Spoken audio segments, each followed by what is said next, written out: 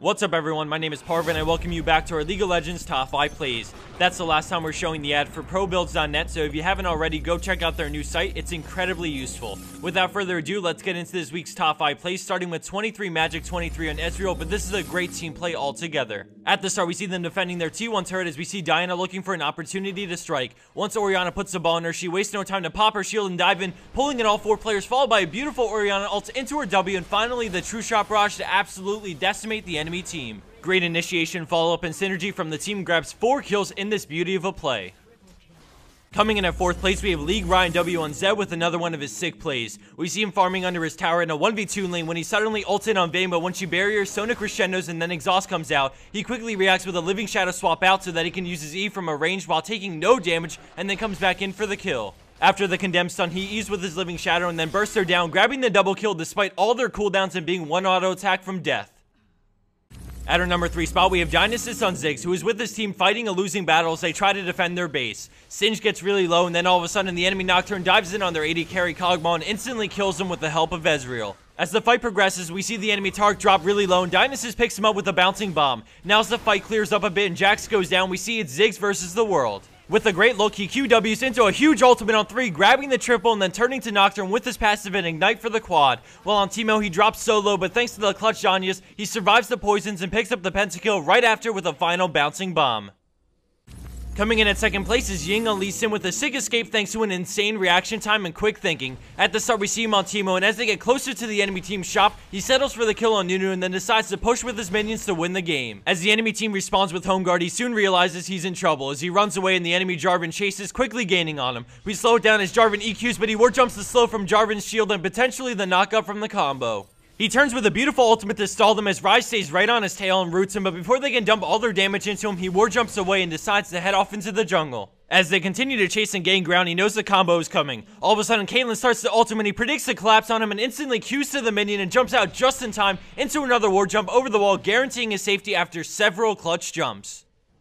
And for our number 1 pro play for this week, we have iCarry on Xerath in a challenger tier game. At the beginning, we jump right into the action as Best Riven NA dives in looking for the steal but comes up empty-handed. As the enemy team leaves the pit to go win, iCarry plants himself down into an Arcane Barrage Q and then 2 more charges of his ultimate on all 3, melting their health down and immediately forcing a retreat. He quickly reacts and moves into position, hitting a beautiful Arcane Pulse on Ashe for the kill as Zed goes balls to the wall but immediately gets CC'd and bursted, leaving just Janna and Xerath to defend against 3 strong players on the enemy team. iCarry stuns Jax to prevent his stun from going off as they start to dive Janna, and Xerath tries to help by scaring off Syndra, but it's no use as Jax steamrolls through her health and then looks to get on him. He uses Locust of Power for the quick burst of speed, and when Jax disengages, he quickly turns with an EQ combo to bring him lower, but is unable to follow it up. The enemy team decides to forget him, take tower and inhib, and then leave, but iCarry has other plans as he wraps around and positions for a beautiful Q into Arcane Barrage and brings them all to one shot, causing Syndra to bail. Watch at the bottom left of your screen as he snipes Syndra and simultaneously kills Zim with the last charge of his ultimate. With confidence, he runs up and flashes for the triple kill, saving the inhib with low health.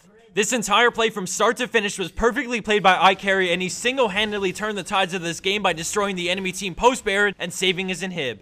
Nearly 18 minutes later, after tons of back-and-forth action, Red Team takes the win in such a close game. Communication is always vital when competing in tournaments. Winning a match requires perfect coordination. You cannot win by yourself. Raid call. Communication for winners. And for the bonus clip of the week, we have X Travesty on Rengar, and I'm going to let our buddy Black Enola take it away. This is Black Enola giving you today's Top 5 Plays bonus clip. I've got a special guest with me today. Everyone, say hi to Rengar. Let's see what they're made of. We've got a pretty standard top lane matchup versus Garen. Not a landslide matchup for Rengar, but I think it's time for a little game I like to call Count the Jumps. I hope you're counting the jumps and flashes burn to catch Rengar because they really want him dead. Rengar's getting ganked by Trundle, but thanks to some baller bush control, or I like to call BBC, Garen gives out first blood. Lesser creature. I guarantee that's how he feels right now, Rengar. Trundle can surely do something though to bring this back though, right? I mean, he's sitting around 100 health like the whole time, and no matter what, the poor troll gets out-trolled. Rengar likes nothing more than a good game of cat and mouse, or cat and troll. A few more hops, skips, and jumps, and it's lights out for Trundle. Good night, sweet prince. He never stood a chance against the Pride Stalker. Garen finally makes it back to lane, 3 levels behind.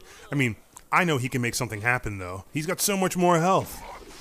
Slow your roll, Garen. Another back and forth in the bush, and an empowered Q makes Garen go 0 and 2. If you were following along, that's 19 jumps. Shoutouts to Potato Monster for letting me commentate on this top 5 bonus play. If you like what you heard, please subscribe to my channel at Blackanola. You can also follow me on Facebook and Twitter at Blackanola as well.